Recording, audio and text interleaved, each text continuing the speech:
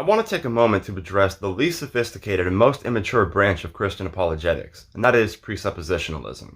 Originated by Cornelius Van Til and popularized by Greg Bahnsen, presuppositional apologetics teaches that Christianity is the only valid foundation for any morality or rationality. They see God as some necessary precondition to which all logic and all morals are dependent upon. So when an atheist like myself makes an argument by applying reason and logic to premises which I've been acquainted, or makes a moral judgment, say that rape is wrong, the precept doesn't necessarily say that we're incapable of using reason or that we're incapable of having morals, but rather that our worldview is incompatible with these rational judgments or with these moral judgments. They assume in advance that the only way in which reason could exist is if the Christian God exists. So if you use reason to argue against them, they think that's just evidence for their own God. This is like a child playing basketball with you and telling you that no matter who scores a hoop, he gets the points. Now, presuppositionalists never actually provide a justification for why they think it is that something like reason or logic or morality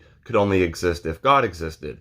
But that's because they don't think they need to provide a reason. They think that the presupposition of the Christian God is the only foundation from which any rationality or morality could really derive from. And because they assumed that they were right in advance, even if you prove them wrong, they're just not going to accept it. They're just going to make the baseless assertion that the only reason you're able to make any arguments is because their God exists. Intellectual dishonesty is a key ingredient for presuppositional apologetics. They cannot and will not reason with someone from the basis of a neutral standpoint. And if you think I'm misrepresenting them, then just read some of their literature. They literally refer to neutrality as the myth of neutrality. They're not willing to make a conscious effort to remove biases and be objective in a conversation. It's not something that they think they can do. In fact, many of them have even been convinced that doing so would be sinful. Now, I don't think that they're mistaken when they say that presuppositions are necessary for certain rational judgments.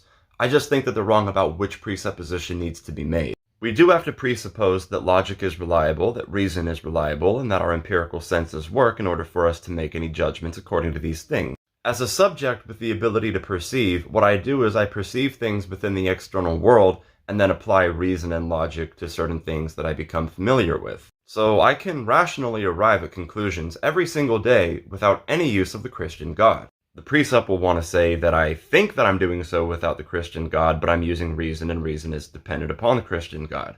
Well, that's a claim that they have to prove. They have to justify that. Because as far as I'm able to tell, I'm able to, through my perception, logic, and reason, make rational judgments with no God whatsoever. So with both morality and rationality, you not understanding how I ground them doesn't mean that I can't, just that you don't understand.